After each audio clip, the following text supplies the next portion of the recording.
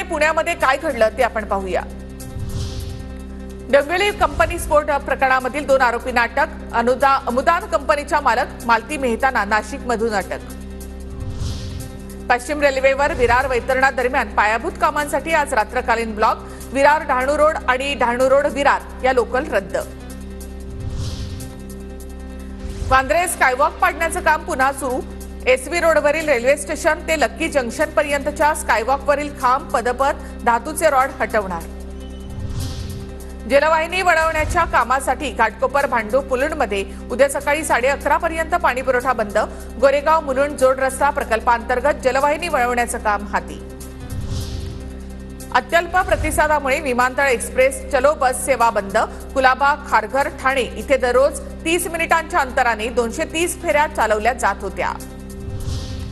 गडबंदर घाट रस्ता 2 आठवडे बंद। ठाणे मुंबई अहमदाबाद मार्गावर कोंडीची शक्यता। गायमुख घाटातील 700 मीटर लांब रस्त्याच्या डांबरीकरणामुळे 6 जून पर्यंत घाट बंद असेल।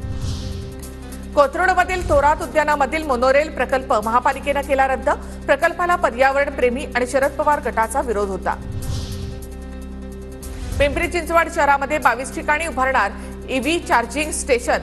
महापालिका इमारती प्रांगणासह 22 जागा निश्चित।